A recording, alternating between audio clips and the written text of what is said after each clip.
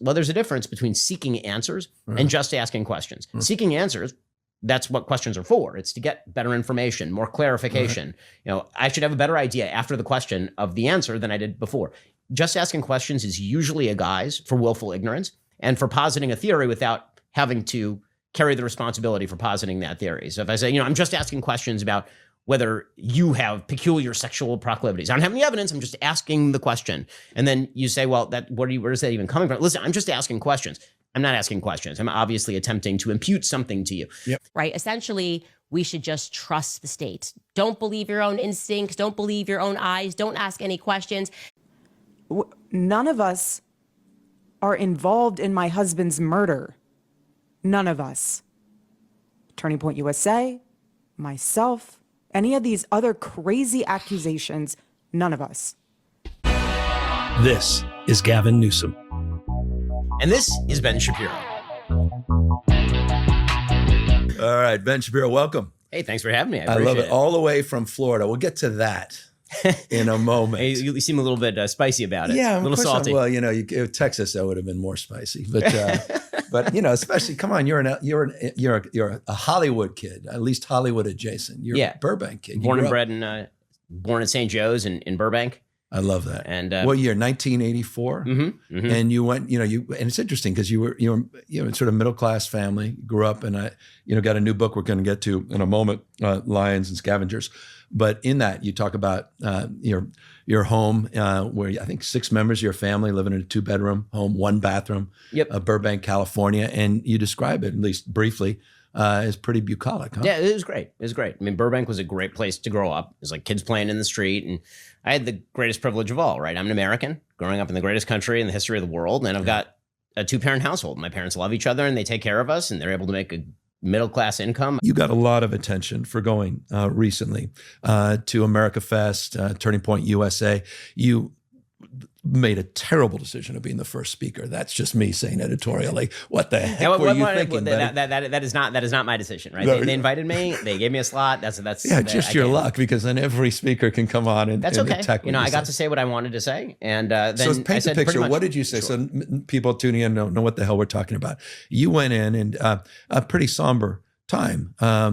Charlie's widow was there. You had a lot of, the sort of branded celebrities in the right, and Candace Owens was there. And Candace was not there, to be fair. But became part of the conversation. She definitely was part of the conversation. And Bannon and Megyn Kelly, others, so many others.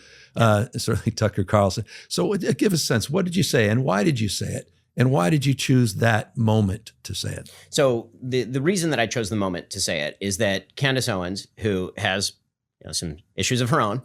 She has been saying since Charlie's death that there was effectively a conspiracy to kill him. She has implicated pretty much everybody, ranging from, believe it or not, French intelligence to the Israelis to various friends and family members, possibly, of Charlie in his murder. Yeah. And there have been an enormous number of people in the influencer space on the right who have gone along with this, who are behind, quote unquote, just asking questions. This is one of my bugaboos. I hate it. You hear this a lot in the influencer space, mostly on the right, but some on the left as well. This sort of, I'm not putting out a theory. I'm just asking questions. Well, there's a difference between seeking answers and just asking questions. Seeking answers, that's what questions are for. It's to get better information, more clarification.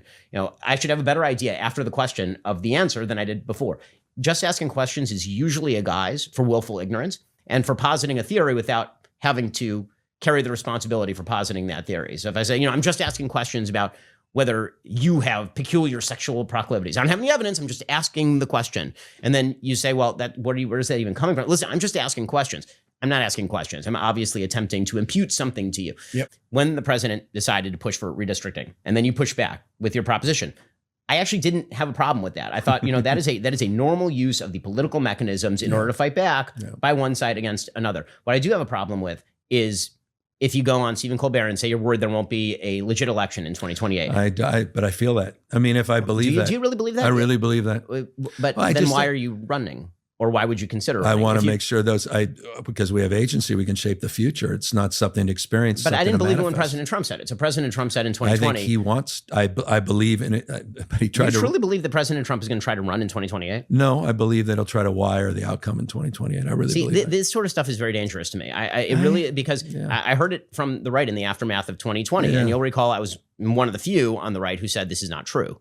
So, when the general tenor, and this is what I see in democratic crises that you see around the world, one of the things that I see is both sides saying, if the other side wins, it was rigged. Yeah, I'm with you If on the- that, though. I'll double down on being crystal clear. I can't stand that any more than you can stand that. I couldn't agree with you more.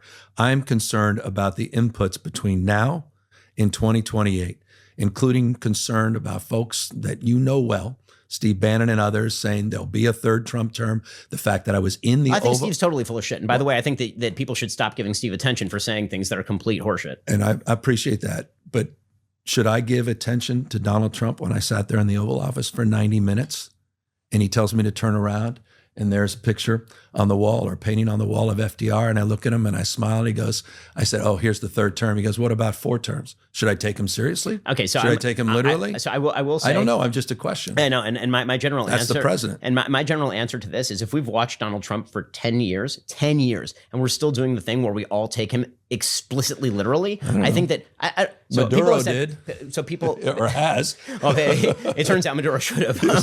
But one of the things that I remember I would get this critique about President Trump a lot is President Trump, who, as I've said multiple times, on his epitaph, it will read 45th and 47th presidents of the United States. He said a lot of shit. Like the thing I'm not going to old-fashioned. I take my presidents a little more seriously than most. I don't think you do. And this is the thing where I really doubt it. I see a lot of people who Trump will fire off a random tweet, and everybody kind of laughs because it's President Trump.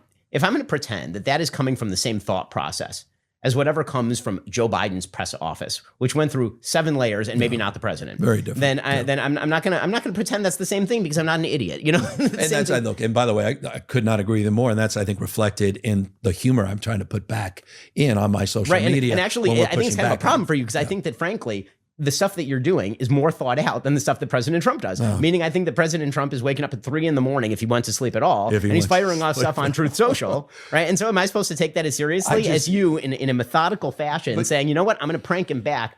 And I think that people who are your supporters do take you in that way more literally than they would be apt to take President Trump. A lot of my support has been offended by what we're trying to do, but no, look, and a lot, I think, appreciate the humor that we bring to it, and I do think I think it's reflected in a sense of agreement that we have in that respect as it relates to what Trump puts out all the time. But like, if you win the 2028 election, I will call you president of the United States, right?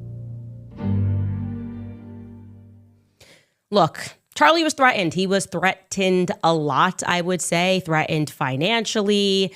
And I want to be clear, it wasn't just by Jewish donors, but also by Christian Zionist donors. What is Christian Zionism? We're all wondering. We're having that conversation now as a society. Like, what does this actually mean? Doesn't feel too Christian. It kind of feels like, here is how Christians better behave and act, and we're going to try to package it in a Bible verse. That's how it's starting to feel to me. And I think a lot of people, well, this is not going to help. Let's just back up. In July, we know that's when things went sideways for Charlie Kirk, right? He stepped out of line because he hosted Tucker Carlson at their SAS event in July. And I want to be clear here. If we're just asking ourselves the question, what exactly did Tucker do or say that was so controversial? Nothing at all. He asked reasonable questions that were on everybody's mind, questions about Jeffrey Epstein. That's pretty fair to open that conversation. He asked about why it seems he's somehow protected, where his money came from. He asked about Israeli blackmail operations. Tucker, for being clear here, what Tucker did was he was honest. Are you concerned about being able to have a jury that's not been tainted? No, it's a real thing, Glenn, and you get this. A lot of people don't, and I think that we need to do a better job of educating our citizens about our court systems. A lot of people don't know how an actual trial plays out. I am very curious about how the United Healthcare case plays out. We are living in a day and age where social media can absolutely impact. I feel it can. The reason I say that is because I don't want a tainted jury pool. I want justice for my husband. Anytime we have leads, anytime we hear anything, we send it to the authorities. We're not messing around. None of us are involved in my husband's murder. None of us. Turning Point USA, myself, any of these other crazy accusations, none of us. So they are, broadly speaking, making the allegation here that my investigation into who killed Charlie Kirk is naturally disparaging. And hey, you accepted our money, you took our money for years while Charlie Kirk was alive, so we're executing on this. You're not allowed to disparage us for another 12 months since we canceled that agreement. So the letter reads, and I'm Xing out the beginning parts that just says like LLC names and stuff. And I'm also not going to reveal their lawyers' names. I don't think it's necessary. On video calls on December 4th, 2025, this was obviously pertaining to us ending our contract, our termination. We terminated our contract. And December 15th, I requested a retraction of Ms. Owens-Farmer's disparaging statements and again provided notice that the injuries caused by her statements are substantial and continuing to accrue. Ms. Owens-Farmer has declined to issue a retraction. To the contrary, she has stated that she, quote, doesn't feel any differently about people that she mentioned on the show, and she thinks that there are shady people at Turning Point USA. Yeah, so I guess I didn't know this, but I was supposed to, according to them, when we had that meaningful discussion, which I was appreciative that we had this open book discussion. I sat down with Erica and Justin Strife, but that I was supposed to come out and say they're amazing and nobody and everybody didn't do nothing. Like that's it. Like they're wonderful people. Like why would I change my mind because we had a discussion? I came out and I told the truth and things that were answered. And actually what ended up happening was you conceded points to me. Anyways, it goes on. As a consequence, her statements are continuing to cause harm to Turning Point USA. We are currently working to calculate the full extent to date of the still accruing damages. Okay, so someone's with a calculator and they're calculating. I'm wondering if there's a spreadsheet running of the damage that's being done by Turning Point USA themselves. Like Andrew Colvett, if we're going to sue anybody for accruing damages, like if I'm running the company, I'd go with Andrew Colvett first.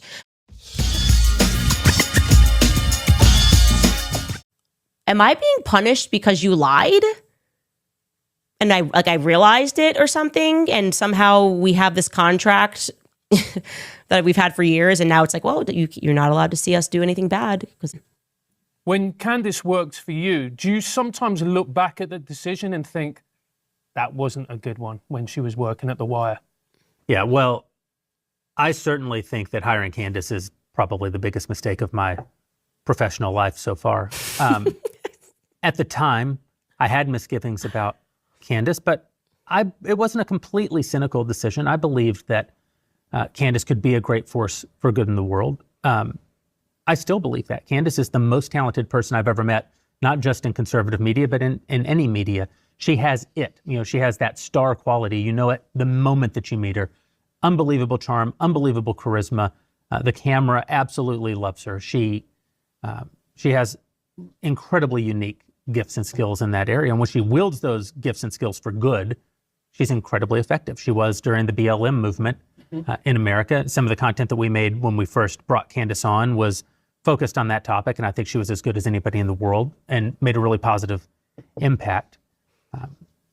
I've said before, Candace is like nuclear energy. If you harness it properly, she can power a city. If you lose control, she'll flatten the city. And Candace Owens, who is at war with the widow of her purported best friend, Charlie Kirk. This is so far beyond the pale. The fact that people can say with a straight face, "Oh, yeah, well, what do you make of what Candace said?" What I make of it is that it is a kind of pornography. It is rhetorical pornography. It does the same thing that regular pornography does. It titillates, it stimulates, it's slightly naughty. It's great for getting clicks, and it makes tons of money on the internet. And you shouldn't be able to look at it if you're under 18. Or Now I remind you that one of the reasons I got fired is I said we should look into the history of pornography. Don't ask him that question. Don't ask him about real pornography and where it comes from. Don't do that. Don't you dare, because then you would be the kind of nuclear energy that we can't harness correctly. Now, when you talk about pornography, you should talk about real pornography. You should talk about podcasts where people are getting educated and recognizing that there are double standards and that you cannot use emotional arguments like BLM did and like we are seeing Israel do today to go, you can't talk about the facts. George Floyd died and we can't talk about any more facts and this is crazy and we're all sad and we can't even discuss things rationally. Same thing, Israel post October 7th. He is arguing like a leftist.